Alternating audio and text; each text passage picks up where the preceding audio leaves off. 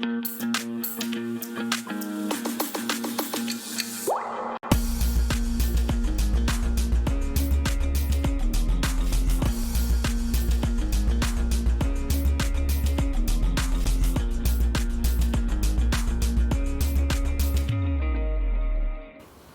nous sommes avec vous en direct et bonjour et merci d'être avec nous aussi nombreux chaque jour. Aujourd'hui, dans un instant, nous allons recevoir Daniel Gibbs, c'est le président de la Com de Saint-Martin. Il fallait qu'on fasse un point sur la situation là-bas et nous serons heureux d'écouter M. Gibbs dans un instant. Un peu plus tard, Jean-Claude Nelson, il est conseiller régional, général, responsable de la culture. On fera le point avec lui sur les problèmes culturels qui se posent en ce moment en période de confinement. Et puis, François Coquin, coach certifié, nous sommes toujours dans la période où, dans cette émission, nous essayons d'apaiser un petit peu une situation qui est anxiogène. Et c'est la raison pour laquelle nous avons pris aujourd'hui deux personnalités importantes. Madame Coquin, qui est coach certifié, avec elle, on verra un peu comment réagir dans cette situation actuelle. Et puis après, nous avons une thérapeute, Edith Evrilus, thérapeute, qui vous donnera de très bons conseils pour pouvoir passer ce mauvais moment. Sinon, au niveau de l'actualité quotidienne, c'est la mobilisation des pompiers. Vous le savez, les pompiers sont mobilisés. Ils seront dans la grève générale qui est prévue la semaine prochaine. On en parlera avec, bien sûr, Olivier Félix qui était à la conférence de presse. Monsieur Portekop, qui est directeur du SAMU aux urgences au CHU, eh bien, il a accordé une interview aussi à Olivier Félix sur la question du Covid. Sommes-nous égaux vis-à-vis de ce Covid, puisqu'on parle de gens vaccinés, non vaccinés, enfin bon, vous connaissez le problème.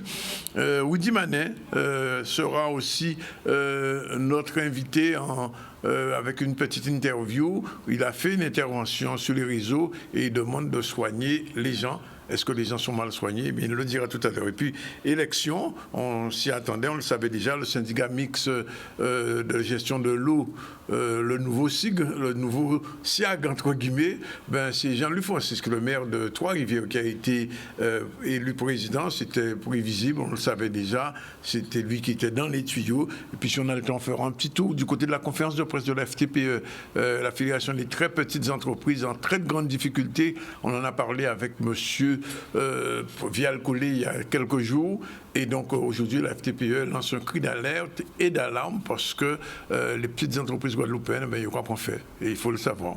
Voilà un peu le sommaire. Tout de suite, on développe l'actualité. On revient tout à l'heure avec notre premier invité qui est déjà là à nous attendre, à Saint-Martin. Mobilisation des pompiers. Je vous l'ai dit, les pompiers, ils étaient venus ici il y a quelques jours expliquer qu'ils refusent l'obligation vaccinale et le pass sanitaire. Ils ont tenu une conférence de presse et ils se mobilisent avec la grève générale. Comment ça va se passer? Réponse avec Olivier Félix qui était à la conférence de presse.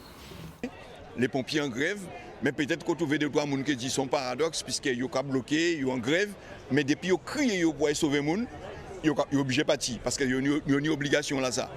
Mais là, le gouvernement, Bouzin, régler en crise sanitaire, qu'est-ce qu'il a fait? Il a imposé les soignants des vaccinés et il a opposé les pompiers des vaccinés. Mais qui l'idéal? Ou quand Bouzin tue le peuple Guadeloupe alors? Puisque les gens qui sont chargés à défendre, à protéger, à assister, à soigner les Guadeloupéens, ou quand ils ont un ultimatum, comme ça, c'est presque en presque envie de dire, les gens qui viennent travailler, il faut payer pour venir travailler. Donc non, nous avons dit non, nous ne voulons pas parler d'obligations vaccinales ni des passes sanitaires. C'est vrai que j'ai fait un reculade, le gouvernement là a fait un reculade au niveau des soignants, mais il faut faire même biter aussi avec les pompiers, parce que ce n'est pas normal. On prend 4 ambulances neuves pour ramener à Pointe-Noire, pour faire de la com, alors qu'il y a des centres, des ambulances qui sont en panne dans les centres, alors qu'on aurait pu les bénéficier de ces ambulances tout de suite, ça me cause un problème. Quand on dit qu'on a mis 4 ambulances, il manque à peu près presque 15 ambulances sur le territoire en termes de moyens matériels pour faire fonctionner le parc. Trop souvent, les ambulances tombent en panne, que ce soit pour de la climatisation, pour un brancard qui tombe. Il y a des victimes qui tombent aussi sur les brancards avec nous. Je ne suis pas en train d'inventer. Ce n'est pas la faute du service, ce n'est pas notre faute.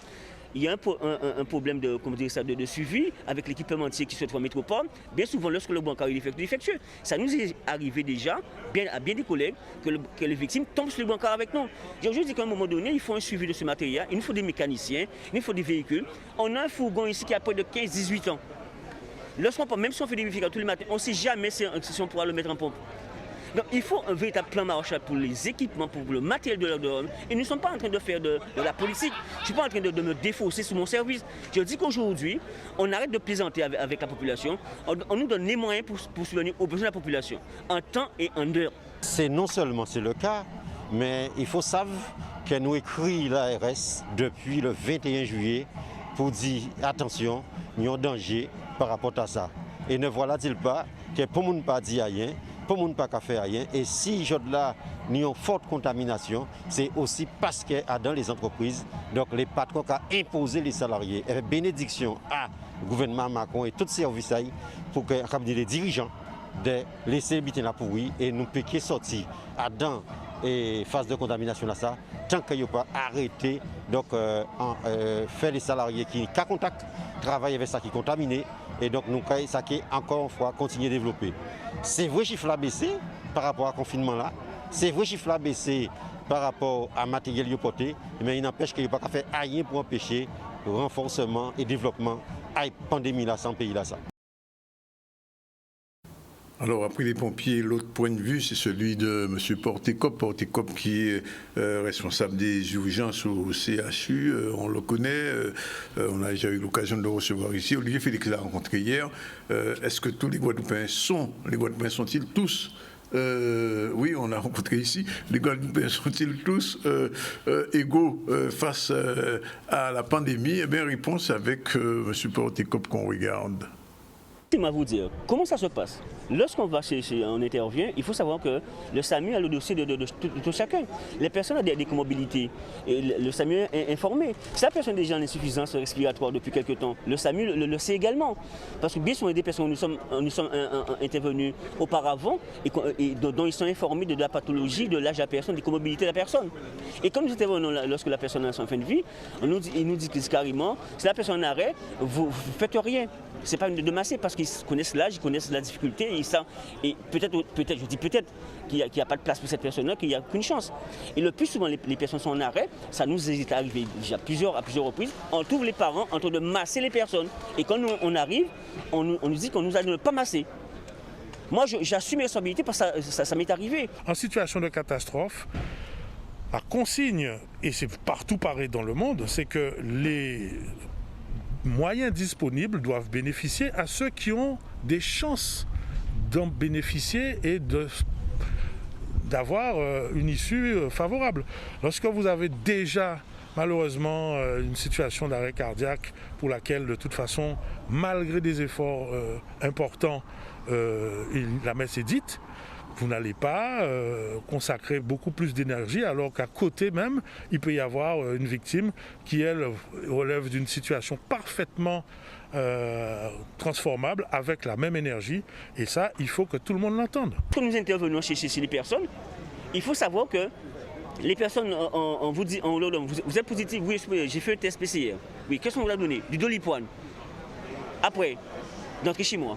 D'accord? Et lorsqu'on revient chez les personnes sont désaturées. J'ai mis qu'on a beaucoup de moi qui m'entendent. Les personnes désaturent et à ce moment-là, on nous dit soit on l'emmène, soit on ne l'emmène pas. Et là, bien souvent, on nous donne laisser la personne sur place, d'accord? Et là, lorsqu'on revient après, quelques temps après, en fonction de la personne, c'est la personne décédée. Le problème du virus SARS-CoV-2 et de la COVID-19, c'est que c'est une pathologie qui crée une dette d'oxygène importante qui est extraordinairement bien supportée jusqu'au moment où la personne va faire un malaise ou un arrêt cardiaque. Certains ont parfois des caillots au niveau des artères pulmonaires par exemple et ne le savent pas. C'est décrit. Et certains ont l'impression d'aller beaucoup mieux, ils sont vraiment PCR négatifs après la période d'isolement et sont impatients de pouvoir reprendre une activité physique comme ils l'avaient avant et ne s'assurent pas qu'ils peuvent le faire et on a des surprises de cette manière-là. Donc on n'est pas surpris. Pourquoi? Parce que on le savait sur la physiopathologie de la maladie que ces possibilités existent. Simplement, les personnes qui ont eu à venir à l'hôpital ou qui ont consulté un médecin ont pu être checkées pour savoir s'ils avaient besoin ou de prévention ou en fonction de la gravité des symptômes qu'ils présentaient, des mesures de prévention. Ceux qui ont considéré qu'ils avaient juste un refroidissement, une simple grippe et qui ont fait le déni de la Covid, passent à côté. Et souvent, nous avons des familles qui ne comprennent même pas que leur proche a été malade de la Covid parce qu'ils n'ont jamais vu à quel moment il a été atteint. Et surtout, ne comprennent pas la violence de la disparition parce que pour eux, on ne meurt pas d'un arrêt cardiaque. Woody Manet, c'est l'un des porte-parole de Sentinelle Guadeloupe. Il est aux côtés d'Éric Coriolan. Ils ont des points de vue qui ne sont pas ceux de tout le monde, puisqu'il ne cesse de répéter que la situation sanitaire de la Guadeloupe n'est pas bonne, mais que toutes les dispositions n'ont pas été prises. Et donc, Woody Manet a fait sortir on peut dire un post, un communiqué sur les réseaux sociaux. Il s'explique au micro et à la caméra de Charlie Dagonia.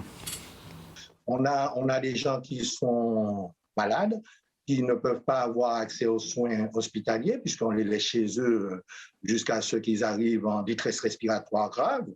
Et ces personnes, on leur dit que la seule solution, c'est de prendre le vaccin. On a plusieurs on va dire, intellectuels qui montent au créneau pour dire à tous de prendre le vaccin, sauf qu'aujourd'hui, le Guadeloupéen n'a pas confiance. Il n'a pas confiance, il se dit qu'il a plus peur du vaccin que du Covid. Donc, c'est une réalité. Et nous sommes sur une posture qui est la suivante, en fait pas une posture, mais nous sommes sur une ligne qui est la suivante, c'est que nous disons qu'aujourd'hui, on n'a pas assez de recul sur ce vaccin. Il semble être une solution qui est prônée par certaines personnes. C'est un débat de scientifiques dans le monde entier.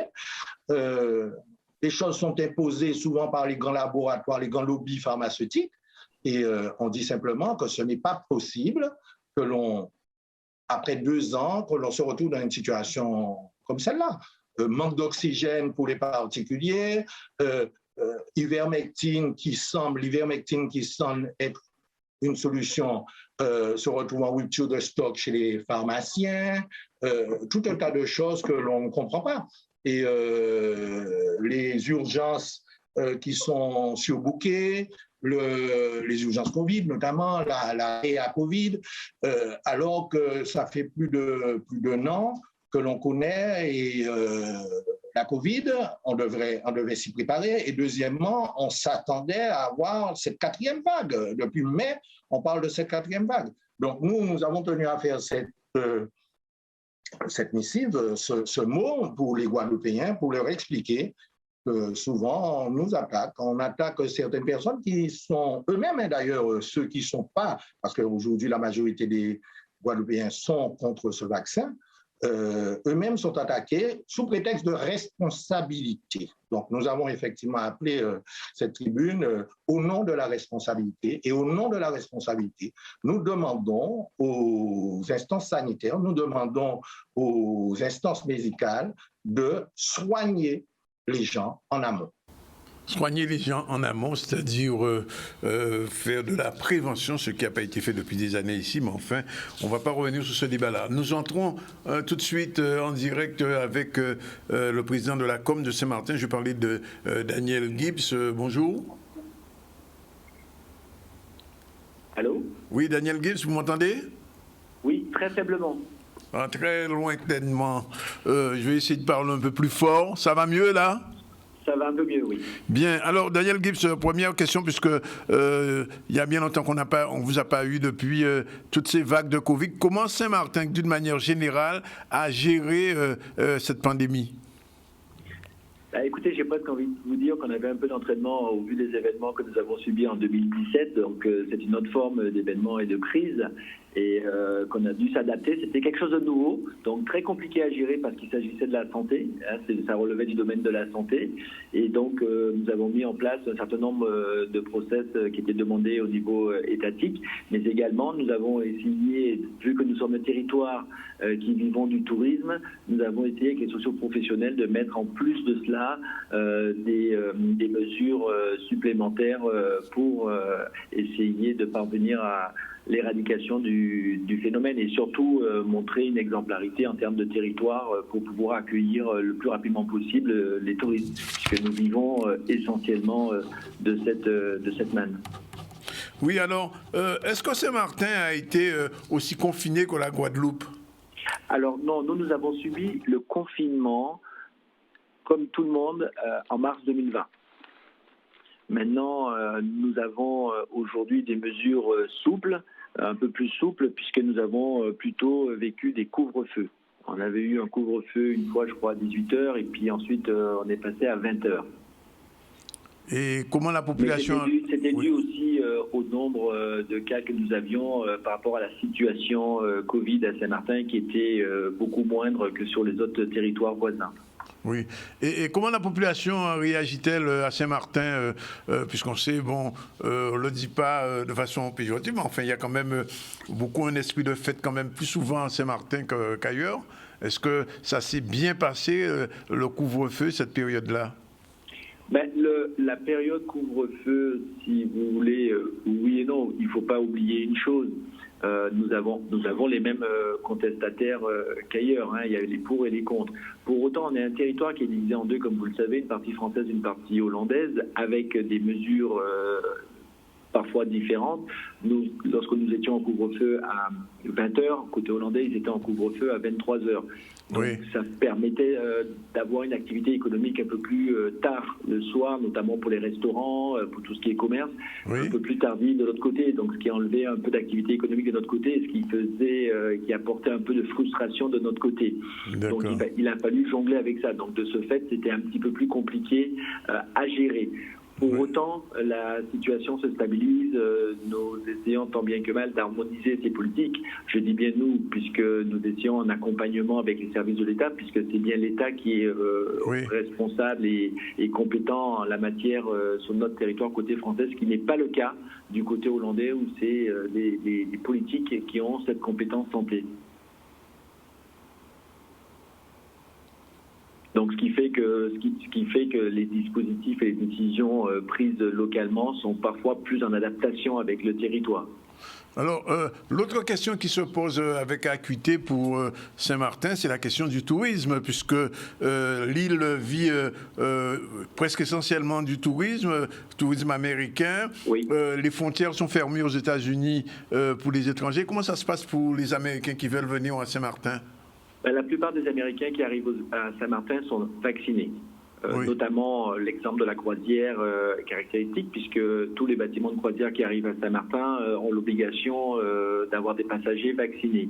Oui. Après, il est évident que ça crée un frein à l'activité touristique locale, dans la mesure où effectivement les restrictions, les contraintes font qu'il y a beaucoup moins de touristes sur notre territoire.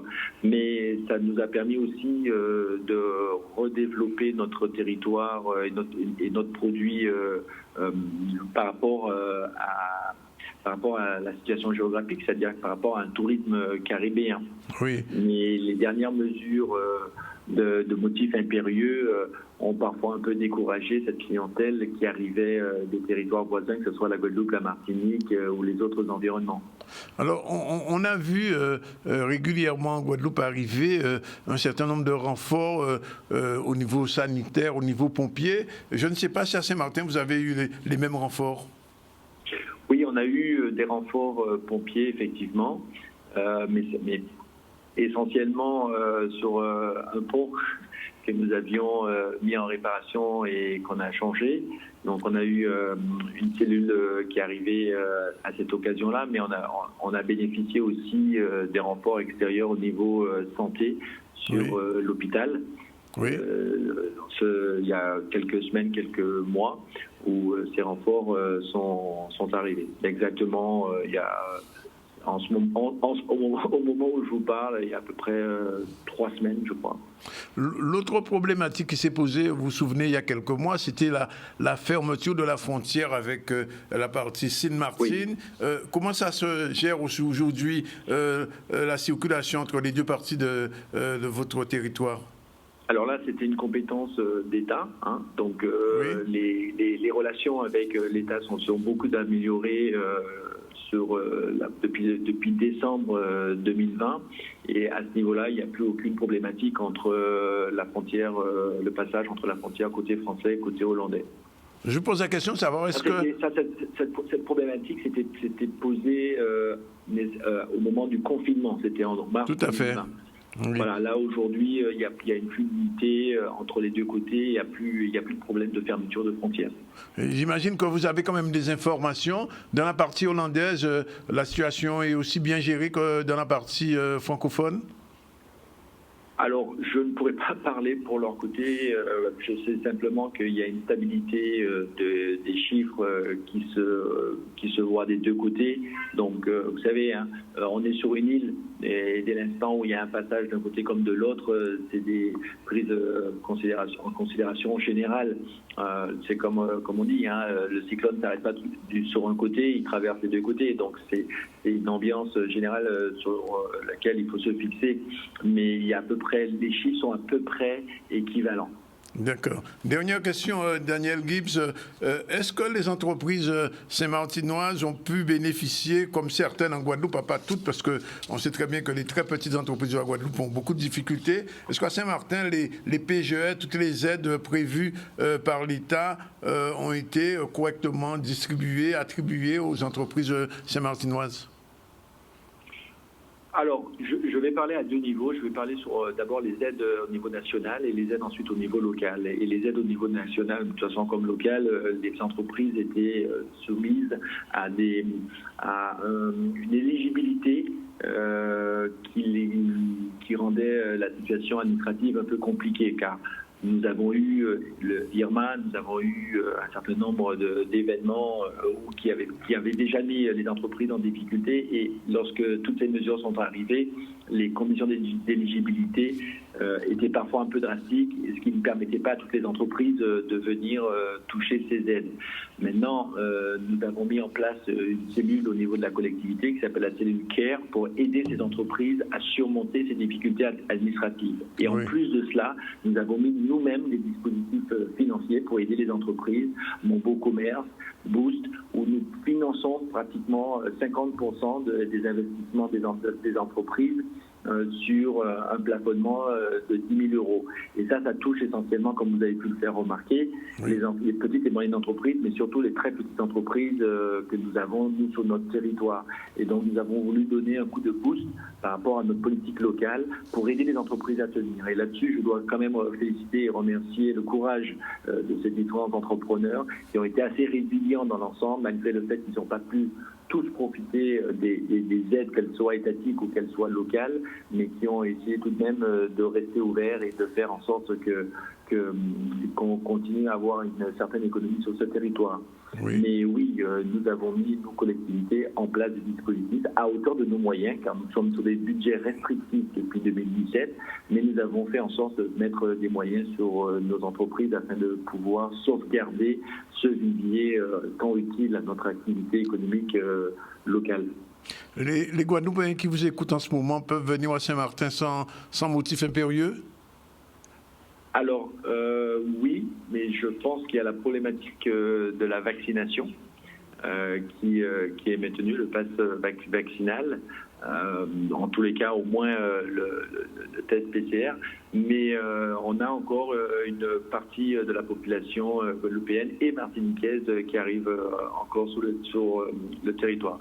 Dès l'instant où le client est vacciné, il peut arriver à Saint-Martin sans motif impérieux. Sinon, s'il n'y a pas de vaccination, il lui faut le PCR et un motif impérieux.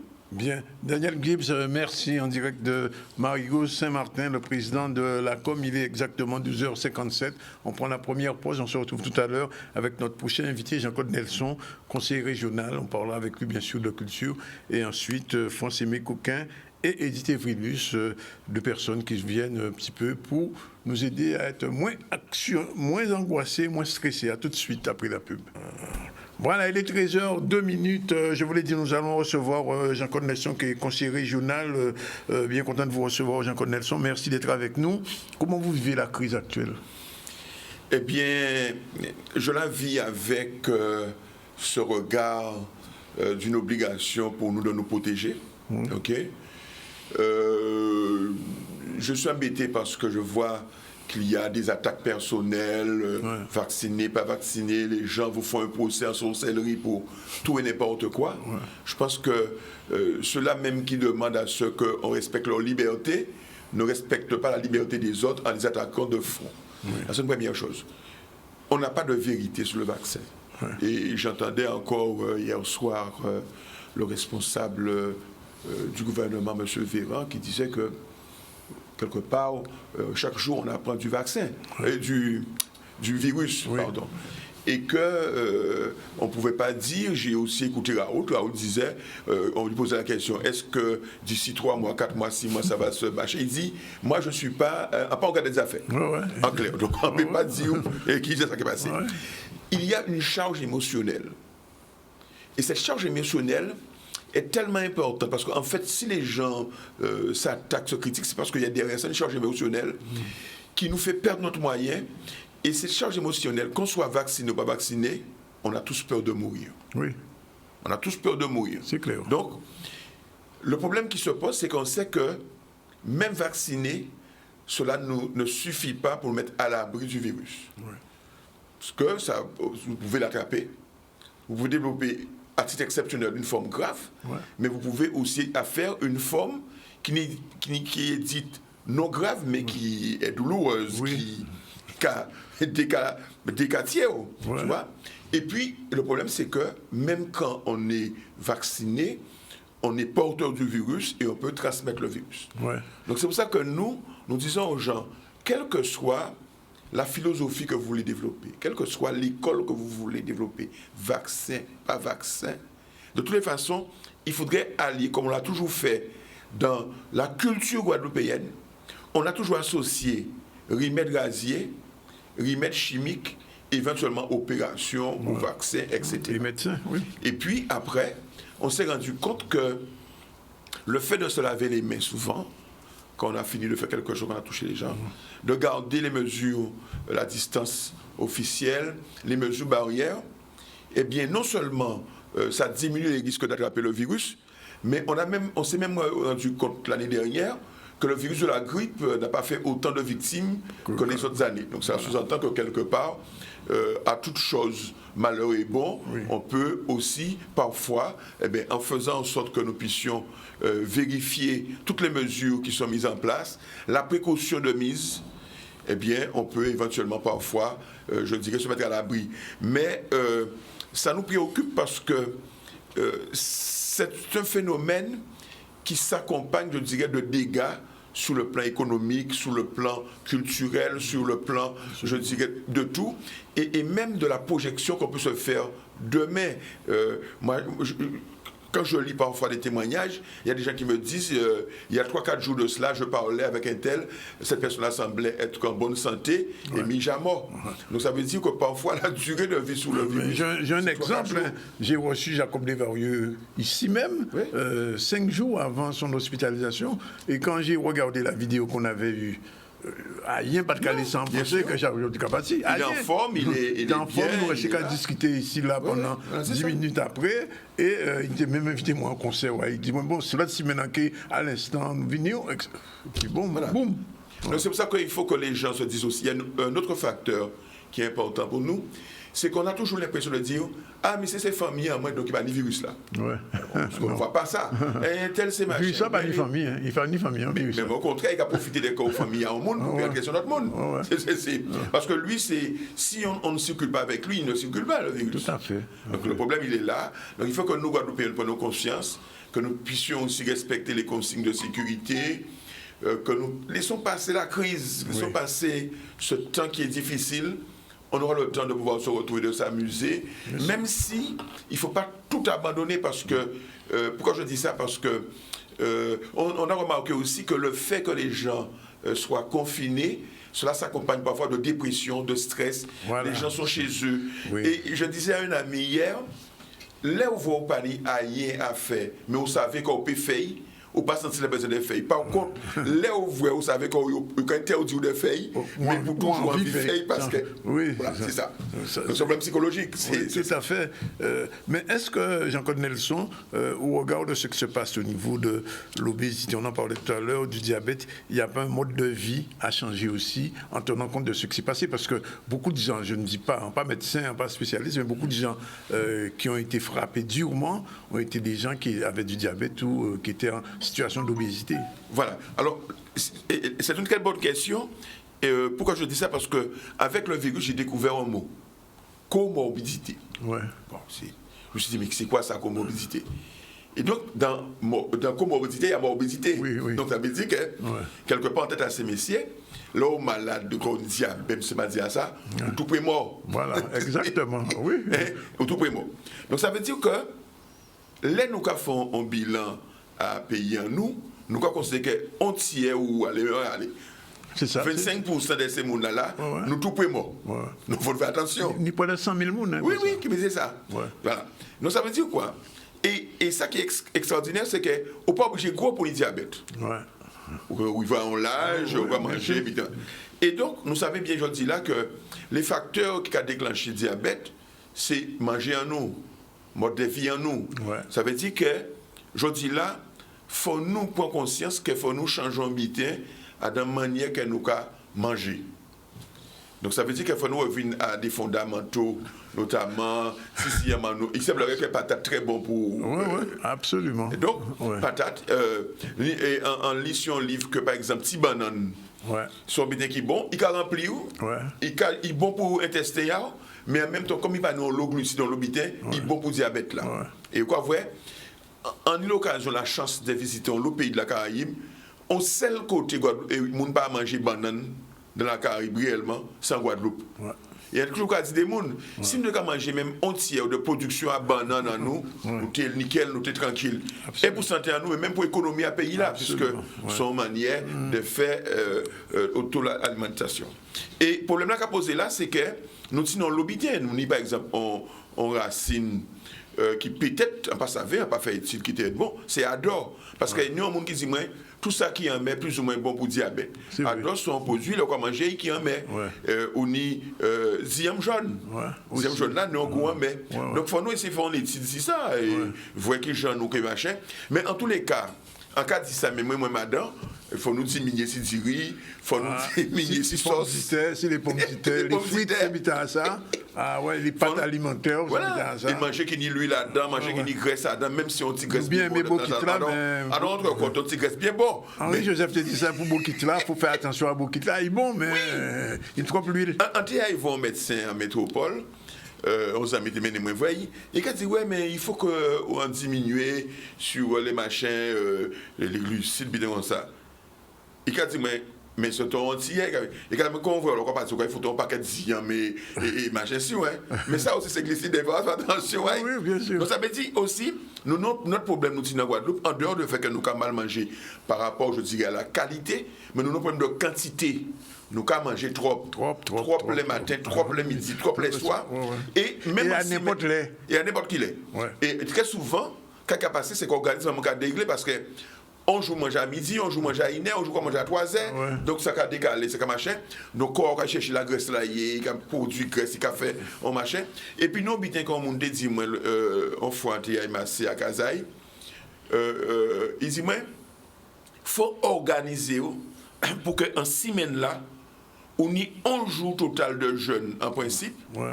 L'idéal, c'est 2 jours de jeûne, 2 jours de suite. Ça pas évident, ça pas facile. Et que des fois, même, on a senti qu'au péni, on dit malaise vagal presque. Ouais. Mais il dit moi qu'au moins 11 jours de jeûne dans la semaine te permettent de remettre, de faire un reset, comme on a dit en anglais, pour remettre tout bitin à d'aplomb. Jean-Claude, quand même, il faut nous dire 10 mois si le problème qu'il tire à la Guadeloupe. Oui. Alors, nous confiner, à rien parfait. Qui genre au niveau de la région, je crois qu'à prévoir quand même. Oui. Alors, il faut savoir que la région et le président Charlus toujours pensé tout de suite, sans que même les acteurs deviennent voyer, de mettre en place un fonds au niveau des mondes de l'événementiel. Parce qu'ils rendent compte que ces mondes-là, ils peuvent vivre avec ça, ils ont des charges, ils ont des obligations. Et quand ils arrivent, c'est qu'ils n'ont pas qu'à arriver à subvenir à ces choses-là parce que l'activité est mort. Et donc, nous mettons en fond. L'année passée, les acteurs de l'événementiel et de la restauration bénéficient de ça. Et les fonds que nous mettons viennent en complément de ça l'État a mis. Mais nous compte aussi dans Bitin, c'est que des fois, on a des entreprises qui ont des difficultés pour bénéficier des fonds de l'État parce que l'État... Il n'y a pas d'ajout. Il n'y a pas d'ajout de cotisation, il n'y a pas d'ajout dans un certain nombre de déclarations administratives. Donc, il est obligé, sur soi, parfois, à demander à eux. Donc, l'année là, le président Charlus a décidé de mettre en place une sorte, je dirais, de 5 forces avec des jeunes Guadeloupéens qui nous fait venir de métropole, parce qu'on va parler de retour des jeunes vers la Guadeloupe, pour que ces jeunes-là, qui sont compétents dans plusieurs domaines, mettent à disposition à des entreprises guadeloupéennes en général, mais particulièrement aussi au monde de l'événementiel, pour t'aider à faire des déclarations à eux, aider à trouver des solutions, aider aussi faire un plan financier, plébiter, parce que des fois, si vous n'avez pas de l'argent pour ils vont professionnel pour faire, ça va poser un problème. Donc, nous avons signé des aides d'urgence qu'on mettait en place, nous avons remis en place pour les petites entreprises de l'événementiel. Nous signons, je dis là, ce qu'on a créé un prêt de résilience que nous avons mis en place, qui est supporté par la région, donc qui paye notamment pour les gens qui ont entre 50 000 euros de chiffre d'affaires par an à 1 million d'euros. Ils peuvent faire, je dirais, appel après là ça. Nous avons des prêts rebonds aussi que nous mettons en place et qui est là pour permettre ces gens-là de bénéficier de liquidité pour permettre qu'elles de faire habiter à eux. Et puis nous signons aussi donc on aide d'urgence.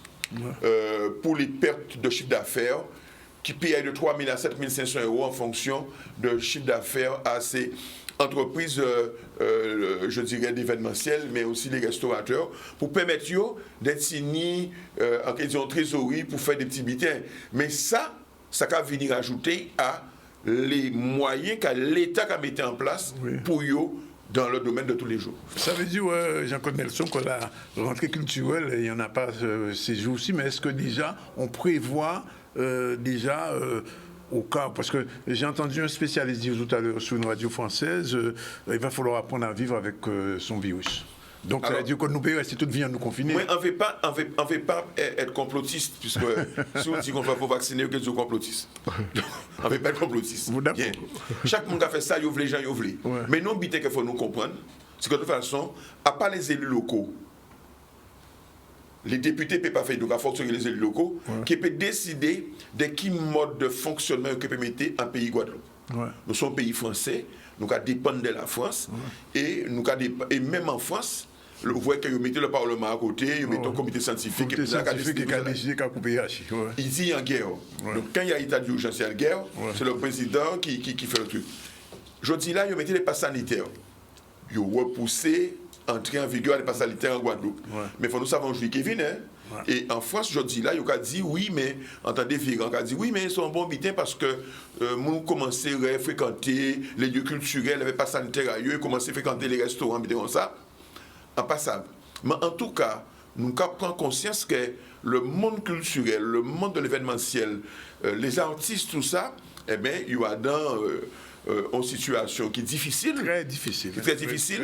Et il n'y a pas un qui les artistes, parce que même les gens qui ont consommé du bien culturel, Il y a aussi une même difficulté là parce que on a toujours qu'à dire qu'un spectacle n'a pas des gens qui ont misé, parfois sont soupape de décompression pour le monde. Aussi. Qui travaille matin, midi et soir. Et que là, il y a un concert, il quand rentre à casa, il est content, il peut apaiser, il plie, apte parfois à en foyer à lui-même, à écouter, à parler, à échanger, à discuter. Donc, c'est nécessaire pour nous la culture. La culture, c'est un bitin qui est fondamental là-dedans, équilibre en homme. Eh bien, nous, qu'a dit nous, c'est que ça nous souhaité, c'est que virus là, moi, qu'après dire pour que vous dise que mois d'octobre, pas de virus encore. J'en ai un autre d'ailleurs, le mu. Oui, mais ça, c'est qu'on cyclone, il y a toujours un autre d'autre. Mais là, quand cyclone, ça veut dire que avant même, s'il a déjà passé, sinon, il y a trois préparations. Alors, ça, on peut faire, c'est pour dire bon Dieu, pour il ne pas venir. Il va venir. Alors, certains ont dit oui, si vous ne vaccinez, vous ne pas vacciner. Bon, chacun a fait ça, il voulait. En tout cas, moi, ça qu'a souhaité, c'est que nous arrivions à tenir un taux de contamination très bas pour permettre que nous reprenions les activités culturelles. Que le cinéma repartit, que les concerts repartent, que nous sommes capables de faire tirer les roses en nous, qu'on nous paie, que nous sommes capables de pouvoir faire des fêtes de famille, que nous sommes capables de pouvoir retrouver nous, même si c'est faux, que nous t'ai gardé quand même des mesures barrières, parce que nous ne savons qu'à n'importe quel moment, des vagues là qui viennent. Alors parfois des petites vagues, des grosses vagues, nous ne savons pas qui j'aime d'accueillir, mais ça qu'on doit souhaiter, c'est que moi, on était persuadé qu'il y avait chalet qui n'en pas de vague. Et nous voyons qu'il y a vague là qui a rapporté le monde. Mon seul monde aujourd'hui là qui est content, c'est mon apport funèbre. Il n'est pas même content encore parce qu'il est débordé. Mais il n'y a pas même ça qu'on pouvait mort aujourd'hui là. Deux petits mots quand même, ou bien poser une question là. Le Macaï qui a fait qui Jean-Bita a fait. Mais oui, on sait son gros dossier, mais on ne peut pas poser une question là, Jean-Claude. Combien pensez? Alors, à qui peut inviter? Alors, le MACT. Dernière fois qu'on est venu, voilà, on a toujours dit que ça nous voulait, c'est de retrouver de la sérénité, de l'apaisement. Bien. On peut le fait entre-temps. Je ne vais pas là commenter. Nous savons ça. Je dis là encore moins, c'est parce que nous mettons en place un conseil d'administration où c'est le président Chalus qui est président MACLA. Ah, c'est le président Chalus qui prend. Ah, d'accord. Il prend un bitin en main. Comment? Il prend un bitin en main même. Oui, il est obligé de prendre un bitin en main parce que le dossier était trop gros, trop fort, et il a demandé une implication qui a demandé peut-être éventuellement, c'est de dire ça, un engagement peut-être financier derrière ça. Bon, voilà. Tout le monde savait que le président Bédan avait conseil d'administration là, qui est monté à là. C'est l'ex-président, moi, là. L'ex-président, mais vous savez, toujours qu'à dire président. Pas dit président. Par principe, par respect pour la fonction. D'accord. Et au mois de juillet, nous prenons une décision. Parce que nous avons fait en mise à pied conservatoire qui était à bout et de mettre fin à détachement à Manresson. Parce que Manresson, c'est un haut fonctionnaire d'État, donc il n'est pas capable de partir au chômage. Il part au Pôle emploi. Comment? Il part au Pôle emploi. Non, il part au Pôle emploi, s'il passe au Pôle emploi. Alors, non, mais il faut que tout le monde comprenne ça. Manresson était en détachement en Guadeloupe. OK? Elle avait un contrat, bien sûr, pour le pays, parce que le pays veut un contrat. Bien. Décider de mettre fin à détachement aïe, donc de mettre fin aussi à contrat. Après, il est libre à lui de peut-être rester en justice pour demander droit à aïe, etc. Mais Manresson ne paye jamais pas de salaire aïe. Parce que le droit qu'a dit nous que pendant que nous mettons fin à détachement à Manresson, le temps que l'État baille notre poste ailleurs, nous sommes censés continuer à payer. Nous sommes censés continuer à payer. Ça, c'est le droit qui a dit ça. OK? Et une fois que le bail détachement aille, là, il reprend un service à notre. Donc, pas gêne, il prend rupture de contrat. Je dirais, en tant qu'individu, machin, il part au chômage, il paye au chômage. Voilà. Donc, la décision a été prise de pouvoir mettre fin à ces fonctions dans l'intérêt pour nous du MACT, parce qu'il fallait trouver une solution. Peu importe, les gens seront d'accord ou pas d'accord. Moi, en tant qu'administrateur, parfois, il y a des décisions qui sont difficiles à prendre, embarrassantes, voire même préoccupantes. Ou à un nouveau conseil d'administration, là? Un nouveau, oui, madame. Mais est-ce que Georges a décidé de choisir notre monde? C'est ça, Non. ces questions-là. Il n'a jamais. C'est tout qu'en fait, il faut bien les gens comprendre. Il n'a jamais été question de se dire qu'on veut se débarrasser de Mme Rinson et qu'à la limite, on a déjà son remplaçant. On a pris le temps de faire les choses. Le conseil d'administration ne s'est jamais prononcé. Et d'ailleurs, je dirais même, elle a eu un comité de soutien tout à fait logique, normal. Ce comité de soutien ne nous a jamais entendu. Savoir un peu, oui, mais qu'est-ce qui se passe? Est-ce que c'est. Et donc, mais, tu sais, quand les gens ont leurs convictions, ils ont leurs convictions, ça c'est un problème. OK? Bien. Nous, on s'est dit qu'on va prendre des décisions tranquillement. Le problème qui se pose, c'est qu'à un certain moment, il fallait prendre une décision, qu'elle soit douloureuse ou pas, il fallait prendre une décision. On a pris nos décisions, elle peut être contestée, on verra ce que ça donne. Mais en tous les cas, aujourd'hui, il y a un conseil d'administration avec des membres nouveaux et des membres anciens qui sont là. Et de toutes les façons, on le dira bientôt, mais je n'ai pas à trahir le secret, mais on va considérer que dorénavant, on va plus faire appel pour la présidence du MACT à des personnes qui ne sont pas forcément des élus. On est bien l'impression que ce n'est pas un règlement de compte politique qui se fait, mais que ça soit vraiment... Parce que nous, ce qu'on veut, c'est que cet instrument-là soit au service des Guadeloupéens, mais du monde entier, de toute la cause qui lutte contre l'esclavage et les traites négrières. On veut de l'apaisement. On veut que les choses fonctionnent. On a aussi des personnes qui sont en grève. Ça fait maintenant 4 mois. La structure ne marche pas. Donc le président a considéré qu'en tant que président de région, parce que c'est lui qui met l'argent avec sur le conseil régional, on met en moyenne 6 millions d'euros pour faire fonctionner cette structure-là. On a 4,5 millions de dotation, plus la région paie en moyenne entre 700 000 et 1 million d'euros de frais de sécurité. Sécurité. Oui, le gardiennage. Donc ça veut dire que lorsqu'il y a, par exemple, le modèle noir, on est obligé de le mettre au moins pour 300 400 000 euros supplémentaires par rapport à ce qui se fait. Donc ça veut dire qu'à n'importe quel moment de la journée et de l'année, vous allez au MAC, vous allez trouver au moins 3 ou 4 personnes qui font de la sécurité là, en place. Bien. Il y a l'électricité que nous payons, nous. Donc tous les fluides. En plus de la dotation qu'on donne. Donc à un certain moment, il faudrait que nous puissions revenir à une gestion, je dirais, plus apaisée, plus normale, plus machin, que le temps va venir de pouvoir faire un appel à candidature. Mais ce n'est pas notre priorité aujourd'hui. Notre priorité, c'est de faire en sorte que les gens puissent revenir au MAC. Et que nous ayons la possibilité de recevoir des acteurs culturels au MAC, comme ça se faisait avant, en temps de Jacques Martial, et aussi avec Mme Rinson. Que, par exemple, les plasticiens, les peintres, les groupes de musique, les groupes de théâtre, tout ça, reviennent parce que, contrairement à ce que certaines personnes ont pu penser, le MAC n'est pas un musée. Le MAC, c'est un espace mémoriel et tout ça. Et on a un côté résilience à faire prévaloir, qui est la création artistique, la création culturelle, etc. Donc c'est pour cela que, d'ailleurs, qu'on met autant d'argent là-dedans. Donc voilà un petit peu. Mais moi, je pense que... moi, ça me peine, c'est dommage qu'on soit arrivé là. Mais en tout cas, on a de bonnes chances pour que ça reparte de plus belle. Deux petits mots très rapidement, puisqu'on a déjà pratiquement dépassé notre timing, mais chaque fois, on ne peut pas couper aux paroles là, parce qu'on croit des intéressants. Sur le cinéma, est-ce que les dossiers sont quand même en cours, malgré le confinement tout bien calculé? Tu sais ce qui nous a sauvés sur le cinéma? Oui.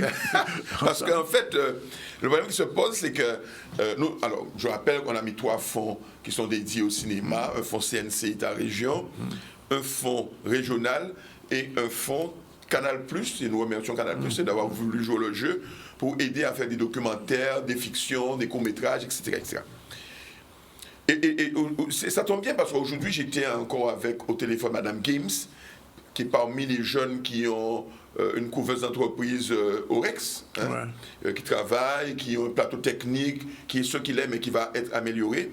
Et je lui disais qu'on n'a pas lâché cette ambition-là d'acheter le Rex, notamment, c'est prévu dans le plan de relance d'acheter le Rex, les propriétaires du Rex nous ont fait une proposition et ils sont d'accord avec la proposition que nous leur avons faite, puisque les domaines nous ont donné l'évaluation.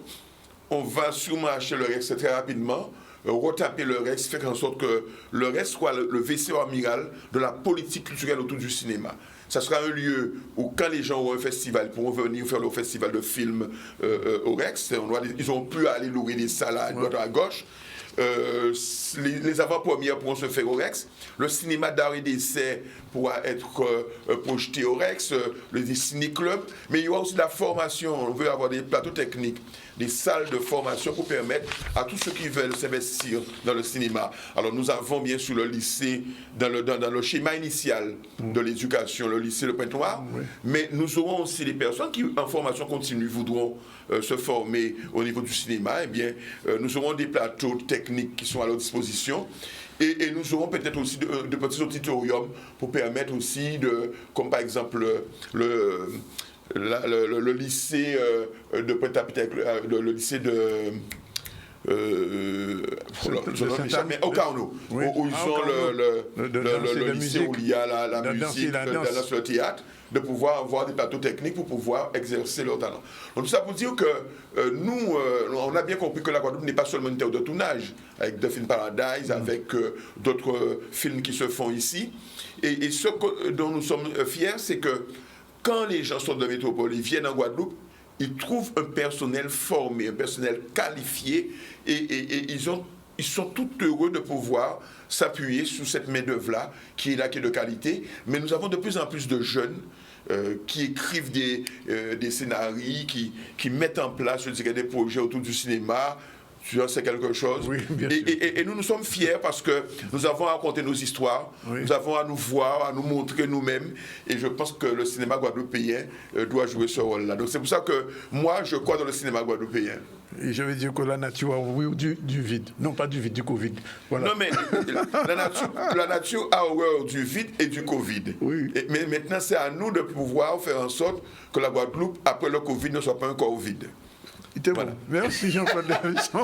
On prend la deuxième pause. On se retrouve tout à l'heure avec notre première spécialiste, Mme Francine Couquin, qu'on salue. Bonjour. Bonjour. Merci d'être là tout de suite après la pause. Ok Jean-Claude. Voilà, il est exactement 13h34 dans le canal Community News. C'est la partie un petit peu déstressante de l'émission. Tous les jours, je veux dire qu'on n'invite pas un médecin, mais on invite des gens qui peuvent nous aider à être moins angoissés. On a avec nous une thérapeute, Mme Edith Evrilus. Bonjour. Bonjour. On a avec nous une coach, Mme Francine Couquin. Bonjour. Bonjour. Alors, vous êtes là, vous pouvez dialoguer entre vous, mais commencez avec Mme Couquin. Dans la situation actuelle, quels sont les conseils que vous pouvez donner à un Guadeloupéen ou une Guadeloupéenne qui se sent un petit peu stressé, angoissé, qui ne sait pas que faire, ont l'impression quelquefois les gens perdent la tête? La première chose que je dirais, c'est qu'on entend souvent ce nom, confinement. Oui. Depuis un moment, confinement, couvre-feu. Et on a l'impression que c'est la personne qui est confinée. Alors, est-ce qu'on est confiné, nous? Notre esprit n'est pas confiné, notre parole n'est pas confinée, nos mains, l'écriture n'est pas confinée. Oui. Donc, il faut déjà prendre un peu de recul par rapport à tout ça et savoir qu'on est soi-même quelqu'un à part entière et qu'on vit malgré tout ça. La preuve, il y en a qui sont là, qui font plein de choses. Donc, c'est surtout ce recul qu'il faut avoir. Oui. Alors, et qu'on n'est pas confinés, nous. On va venir après pour les conseils, mais il y en a beaucoup. Parce que le coach accompagne les gens d'une manière générale. Il ne conseille pas, mais accompagne. Alors, comment l'accompagnement se fait dans des périodes comme dans des périodes comme ça, par exemple, j'ai eu une personne qui m'a contacté la semaine dernière, qui avait normalement un entretien pour un diplôme. Donc, pendant un mois, on s'est attaché à se voir 2 fois par semaine, selon son emploi du temps, pour l'entretien. C'est un entretien oral. Oui. Normalement, c'était en présentiel, et bien c'est devenu en Zoom. Donc, il fallait s'adapter. Oui. Donc, c'est des situations comme ça peut être professionnel, mais ça peut être aussi personnel. Tout à fait. Vous voyez, dans toutes les situations où le stress, comme on dit souvent, l'angoisse, la déprime interfère, vous avez besoin de quelqu'un, un professionnel, un thérapeute, un coach, ou un psychologue, ou autre, pour vous accompagner. Oui. Mais est-ce que le coach même a besoin d'un coach pour se... On a toujours besoin d'un autre coach. Finalement? Moi, je pense. C'est mon avis. Oui. Donc vous faites, quand ça ne va pas, vous-même vous faites appel. C'est pas quand ça ne va pas, parce qu'on se forme sans cesse. En tout cas, moi, c'est mon cas. Oui. Donc on a toujours des formations, on a toujours... Parce que ça bouge, vous voyez comment ça bouge vite. Oui. Donc l'important, c'est de ne pas rester comme ça, les deux pieds au même niveau, mais pouvoir se projeter. On se disait ça tout à l'heure, c'est difficile de se projeter dans une ambiance telle qu'on a aujourd'hui, telle qu'on vit aujourd'hui. Oui. Mais alors, il y a un problème qui se pose, c'est que beaucoup de gens perdent leur emploi. Ah oui. Et ça c'est une réalité concrète. Je recevais avant-hier quelqu'un qui parlait des petites entreprises, le président de la CCI, qui disait qu'il y a pratiquement 17 000 personnes qui seront au chômage. Sur les 35 000 entreprises. Et qu'on ne va pas récupérer forcément. Oui, 17 000 personnes. Alors, une personne qui est au chômage aujourd'hui, dans ces conditions-là, il raide. On a le choix de penser que c'est dur, et c'est le premier réflexe de dire que c'est difficile. Oui. Mais une fois que ça s'est fait, le constat est fait, c'est comment sortir de ça. Oui. Et ne pas rester ah oui c'est difficile, et de se plaindre et de se lamenter. Ça, c'est mon avis. D'accord. D'autres vont dire peut-être autre chose, mais prenons un peu de recul et revenons à ce que nous sommes vraiment. On a tous un talent, on a tous quelque chose qu'on sait faire et qu'on est les seuls à pouvoir le faire. Donc à ce moment-là, justement, on est au chômage, on a plus de temps. Oui. Comment on utilise ce temps-là? Pour se réorganiser. Se réorganiser, se réinventer. Et c'est ce que tout le monde est en train de faire aujourd'hui. On s'adapte. Et chacun à sa façon, puisqu'on n'est pas... Tout le monde, on n'est pas pareil. On est mais oui, mais il y a un autre problème quand même dans notre société, c'est la peur. Il y a des gens qui de plus en plus ont peur. Absolument. Peur du virus, peur de mourir, peur toutes sortes de peurs. Mais la peur, elle vient de quoi? Oui. C'est une émotion, mais elle vient de quoi? Elle vient beaucoup de l'extérieur. Tout ce qu'on entend. Oui. Donc le premier conseil, c'est déjà de réduire ce que vous entendez concernant le Covid. Oui. Réduire. Justement, je me trouvais tourné vers la naturopathe, Madame Evridus, thérapeute. Quel est dans la situation actuelle le rôle de naturopathe ou d'une naturopathe pour l'accompagnement? Comment ça se fait? Bon, le naturopathe est là pour accompagner avec les techniques naturelles. Bon, le naturopathe est complémentaire à la médecine conventionnelle. Oui. Maintenant, il faut que la personne qui vient consulter le naturopathe ait un état d'esprit. Cet état d'esprit de se dire, je garde mon médecin, mais je m'oriente vers une thérapeute qui me fera du bien, qui me fera un accompagnement, mais avec les plantes médicinales, avec par exemple Aïmachi, si c'est mouillé là le matin, avec les fondamentaux de la santé. Parce que dans cette pandémie, mais je vais parler au-delà de cette pandémie. Il faut savoir que moi, en ma qualité de naturopathe, je dis toujours que je suis issu d'une aïeule qui était masseuse et accoucheuse, donc c'est en moi. Je mets en place les thérapies d'antan. Et ça, nous avons oublié que nous avions autrefois tout ce qui pouvait nous faire du bien, puisque la nature, c'est un grand champ d'expérimentation où on peut se soigner à partir de la nature. On parle beaucoup de remèdes rasiers, c'est vrai.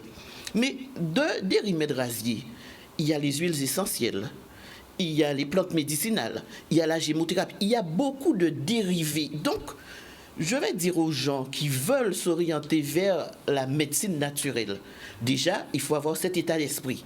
Parce que, à pas pour dire nous qui font une infusion, nous qui braille et nous qui dit, bité n'a pas passé. C'est un état d'esprit, il faut mettre en place des cures. Il faut avant tout être à l'écoute de son corps. Kako a dit, hier, ou t'es mal tête. Mais pourquoi on a eu mal à la tête? Peut-être qu'on n'a pas bu suffisamment d'eau, peut-être que le repas était trop salé, peut-être qu'on est stressé. Donc, moi, je parle en termes d'éducation thérapeutique. C'est ce qu'il nous faut. Aujourd'hui, on entend parler d'immunité. Depuis 2 ans, j'ai un club, ma naturopathe et moi. J'ai plus de 100 personnes dessus. Ça fait plus de 2 ans que je parle d'immunité. Parce qu'il faut soutenir le corps.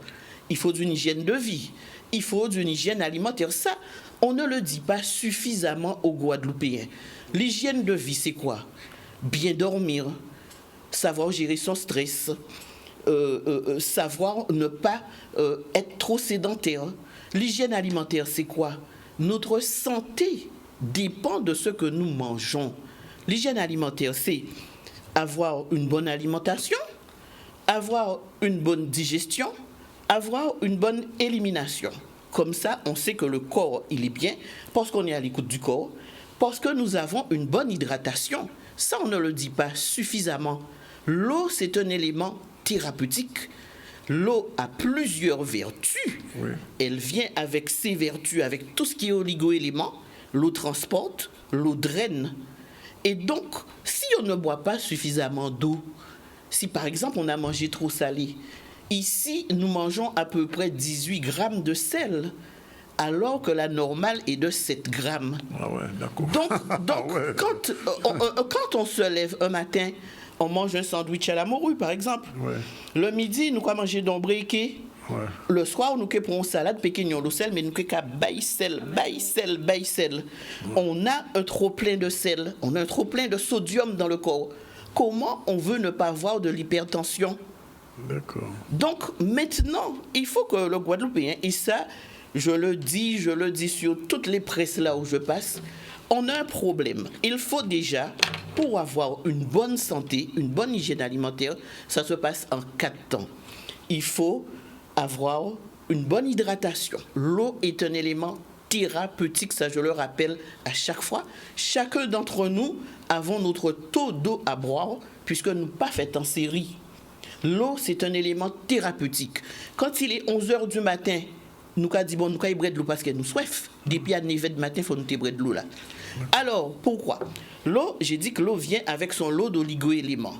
Ensuite, l'eau transporte. Imaginez-vous que vous buvez à peu près 50 centilitres d'eau par jour et que vous pesez 80 kilos. Il y a un problème. Imaginez-vous que vous urinez 2 litres d'urine par jour et que vous buvez 1 litre d'eau. On ne peut pas dépenser plus en faisant rentrer moins. Donc, il y a une dynamique, il y a une éducation thérapeutique à dire aux gens, maintenant, faisons qu'à détoxifier Koazo. Avant, les parents étaient qu'à purger nous avec l'huile carapate. On mange dans une journée 3 fois. On mange 21 fois par semaine.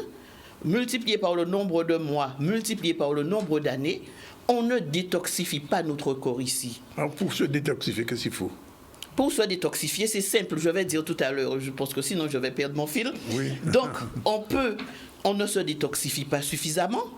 On ne boit pas suffisamment d'eau. Une fois par semaine, on doit se faire une monodiète. Se dire, bon, le dimanche, nous mangeons viande bœuf en nous avec pois rouge en nous. Mais le lundi, on va faire, par exemple, une cure de fruits. On peut manger que du melon. Le melon, c'est un fruit extraordinaire pour la santé. Donc, pour se détoxifier, parce que bon, je suis une passionnée quand je parle de thérapie. Je suis une passionnée parce que je sais que mes compatriotes ne font pas ce qu'il faut faire pour qu'ils aient une bonne santé. Oui. Par exemple, là, dans le moment de confinement, papa, essayez d'utiliser votre potentiel. Essayez de réfléchir, de vous projeter.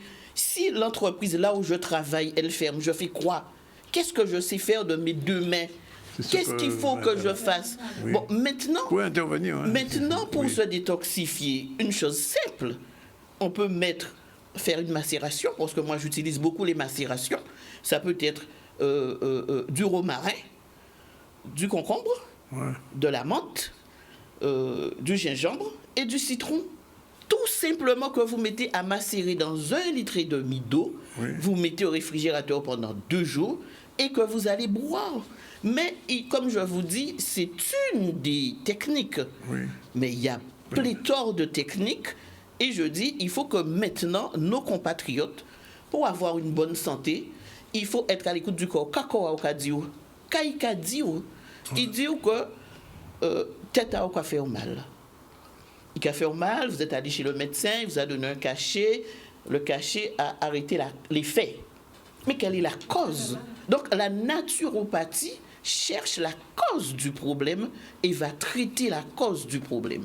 Et donc, maintenant, il faut peut-être, Danick, que tu fasses des émissions plus souvent sur l'éducation thérapeutique. C'est pourquoi tu es invité. Madame Fonsimi, quand vous entendez ce qu'elle dit, c'est vraiment qu'est-ce que vous en pensez? Il faut faire parce que tout ce qu'elle a dit, il faut l'appliquer à l'esprit. Parce que d'abord, c'est tête qu'amener quoi, pas corps qu'amener tête. Hein. Oui. C'est ce qu'on veut nous faire quoi, mais c'est tête qu'amener quoi. Oui. Détoxifier l'esprit. Pareil. Oui. Un jour ou une heure, 5 minutes, 10 minutes, selon votre addiction au réseau, ou soit les réseaux, soit Internet, ce que vous voulez, ou la télé, vous prenez, commencez doucement. Une semaine, vous prenez peut-être un jour où, de 8h jusqu'à midi, j'écoute pas la télé. Oui. J'écoute pas ce qui se passe sur le réseau, je me réveille autrement, je prends le temps de méditer, je prends le temps de bien m'alimenter. Oui.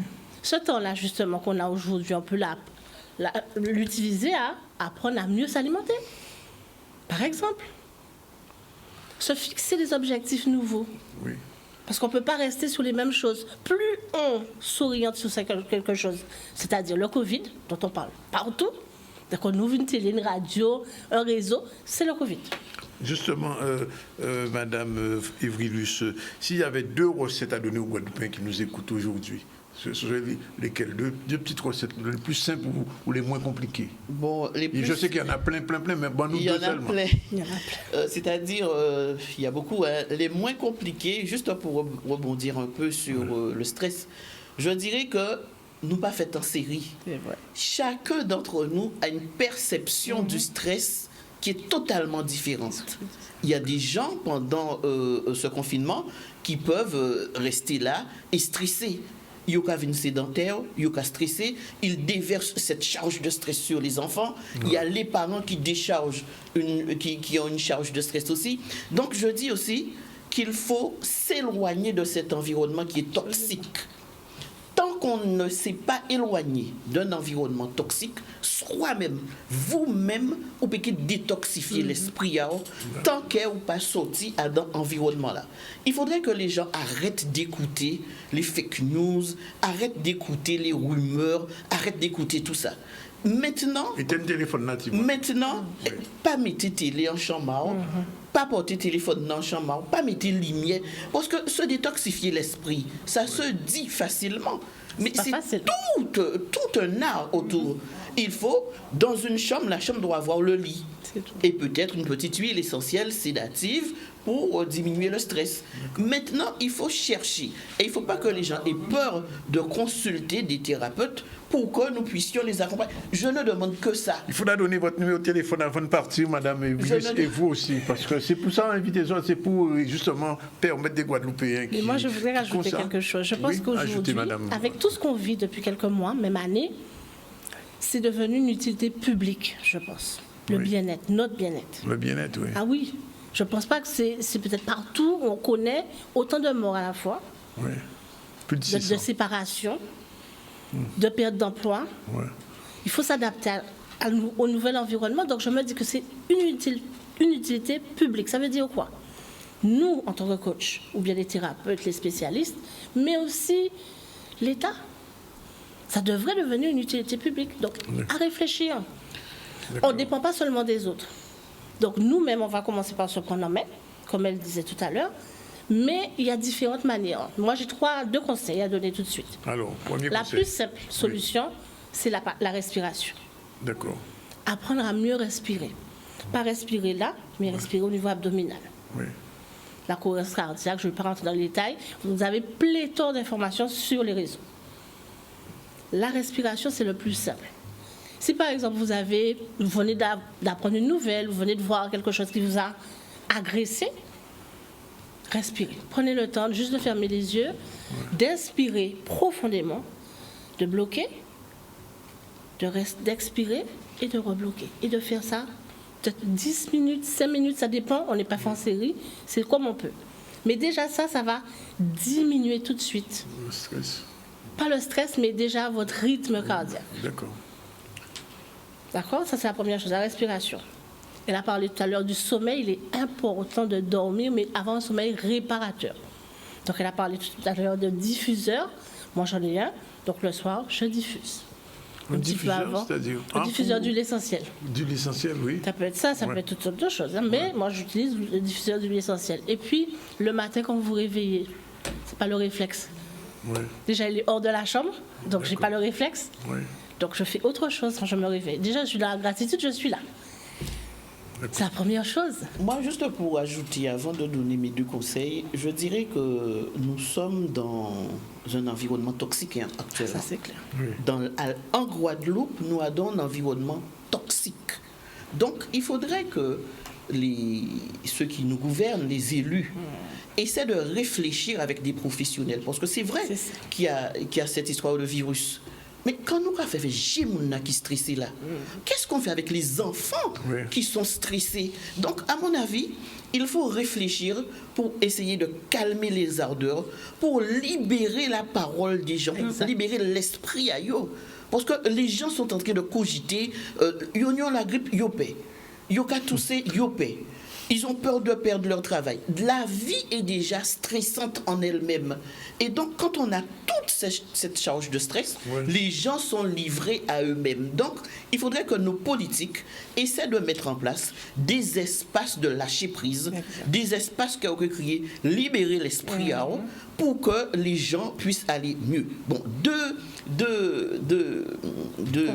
conseils. Oui. Alors, les nous étaient petits avant, parce que moi, je retourne toujours à la tradition. Les nous tenions émotion, les parents t'ont dit baille de l'eau. Donc, l'eau part avec les émotions négatives. Il faut boire de l'eau. Il ne faut pas se surhydrater, mais il faut boire de l'eau. Ensuite, dormir dans une chambre, là où il n'y a pas de lumière, là où il n'y a pas de téléphone, il n'y a pas de télévision, et prendre une bonne douche. Faire couler l'eau tiède sur le dos pour lâcher les muscles du dos, parce que le dos, c'est une valise. Le stress, c'est là où le stress se loge, dans le dos. Le dos, c'est une valise. Lâcher cette valise-là, prendre une plante sédative, c'est pas interdit. On peut faire un thé de verveine, on peut faire une infusion avec des bourgeons de sapotille, des bourgeons de corosol, des bourgeons de goyave, bien avec grand-mère en moins, thé café, pour que les gens puissent être apaisés. Et là, ils lever les matins, réfléchir, quand nous qu'à fait. Quand qu'elle fait pour un peu organiser vie en moins, puisque la vie peut même bien utiliser votre potentiel pour que vous puissiez ne pas rester dans un stress en train de ruminer. Et quand on rumine, quand on est trop stressé, c'est-à-dire on a une baisse d'immunité, et quand on est en baisse d'immunité, qu'est-ce qui arrive? Tout ça qui est arrivé peut rentrer ici, parce que vous faible. Dites, ça pour finir, mon que crier, moi, mon numéro de téléphone, même bitin pour moi, aucun. Alors, donnez vos contacts parce que on a fait un petit. Bon, ça, c'est vraiment le blabla, hein. On n'a même pas été au fond des choses. Mais je ferai. C'est pour ça qu'il faut mettre des missions sur cette thématique. Bon, je vais le faire. Moi, je suis convaincue. Je vais le faire. L'éducation thérapeutique, c'est important pour que les gens puissent comprendre, être à l'écoute de son corps, pour que le corps soit en auto-guérison. Le corps guérit le corps. Mais si vous pas bailler, ça aurait été bailler pour y guérir. Qui j'en voulais guérir? Effectivement. Et pensez aussi que nous, Guadeloupéens, on a des ressources. Oui. On n'est pas que malades, etc., infectés. On est des Guadeloupéens avec des ressources. On l'a déjà prouvé à maintes reprises. D'accord. Donc faisons-nous confiance un peu. Bien. Alors, mesdames, Edith, 06 90, combien? 73 78 17. Parce que là, ça veut crier moi, puis c'est chaque fois que j'invite ce genre de personnes, après on m'appelle. Francimé, quel numéro? 06 90 63. 63. 51. 90. 10. Voilà. Alors, ces deux personnes, vous avez bien compris, vous qui nous regardez en Guadeloupe, surtout, mais peut-être en Martinique, en France aussi, ces deux personnes sont des gens qui peuvent vous aider. Alors, prends contact avec eux, 73 78 18 pour 17 pour 73 78 17 pour Madame Evrilus. Et Madame Evrilus, on a vu pendant qu'elle parlait toute la gamme des produits. Combien de produits? J'ai même pas vu. Oui. C'est-à-dire, quand je parle d'éducation thérapeutique, c'est ça. Oui. Apprendre aux gens, par exemple, vous avez vu un produit où il y avait dedans de la cannelle, du thym, des clous de girofle, du gingembre et du miel. Eh bien, c'est ce que j'appelle une macération froide pour l'immunité. D'accord. Donc, c'est des macérations que je donne à faire à partir d'épices. Parce que nous avons un remède rasier, c'est vrai, nous avons fait. Comment faire? D'accord. Comment faire? Il y a les quantités, les proportions. Est-ce qu'il faut bouillir? Est-ce qu'il faut faire infuser? Parce que là, il y a une mauvaise utilisation de tout. Et donc, je fais beaucoup de produits comme ça. Bien bon. Et vous, si les gens ont besoin de conseils? Absolument. Il faut faites-vous accompagner. Dès que vous sentez que vous êtes dépassé par une situation, faites-vous accompagner. 63 51 90. Merci Parfait. Mesdames, et je penserai à cette émission spéciale non, que vous j'ai fait parce que j'ai trop dit moi ça, qu'est fait? Ça devient plus c'est mes promis.